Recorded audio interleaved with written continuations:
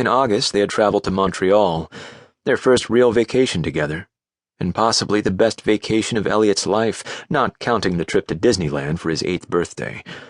Few things could compare to meeting Prince Charming in person, but Tucker gave the prince a run for his money. He wanted to reassure Tucker that there would be other vacations, that summer would be back before they knew it, but that was nothing Tucker didn't already know. The porch light of the 2-story cabin shone in cheery welcome as the Nissan topped the hill. They parked in the garage and went through the kitchen. This was one of the only rooms untouched by Tucker's presence. Tucker's only interest in kitchens was where the forks and knives were kept, and the room looked as it had a year ago.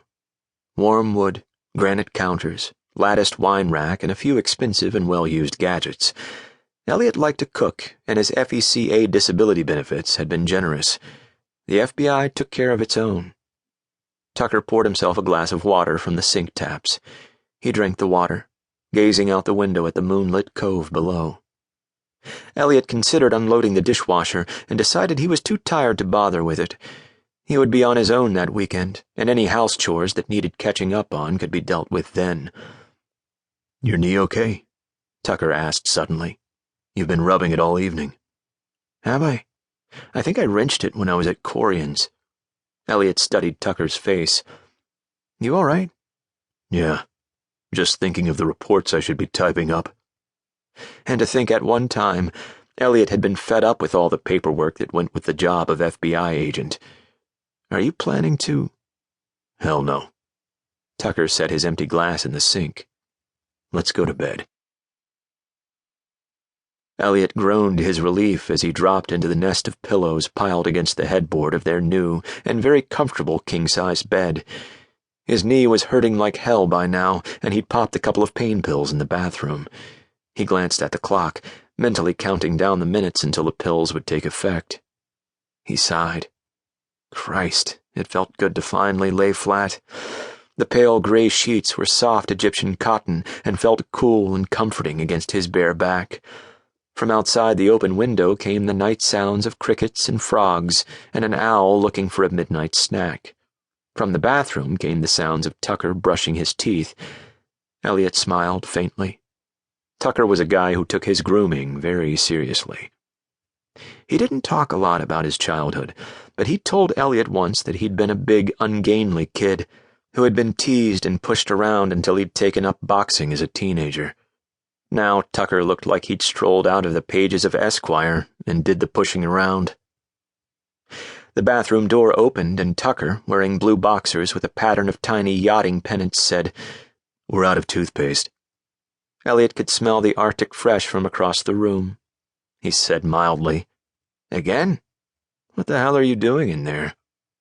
Tucker looked obligingly manic, and Elliot chuckled. Turning out the yellow ginger jar lamp next to the bed, Tucker climbed between the sheets. He muttered, "Do you ever wish—" He let it trail, not finishing the thought. Elliot eyed his silhouette. "What?" "That it was a year from now, and everything that was going to happen had already happened." Elliot thought that over. The statement sounded uncharacteristically pessimistic for Tucker. "What do you think is going to happen?" he asked finally. Tucker didn't answer, or at least not in words. He leaned over Elliot and kissed him. "It's going to be okay," Elliot told him. Maybe he didn't come right out and say the words, but he was still communicating reassurance in the best way he knew. He'd been thinking Tucker was probably too tired for more than a kiss and a cuddle, or maybe Elliot was too tired.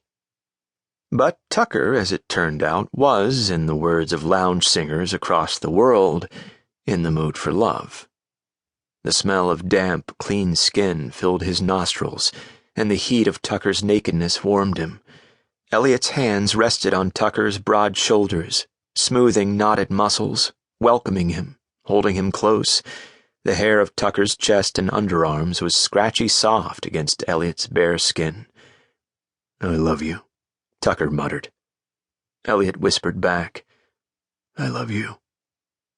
Tucker murmured approval, and their lips brushed, sharing quick, uneven breaths before Tucker's mouth moved on.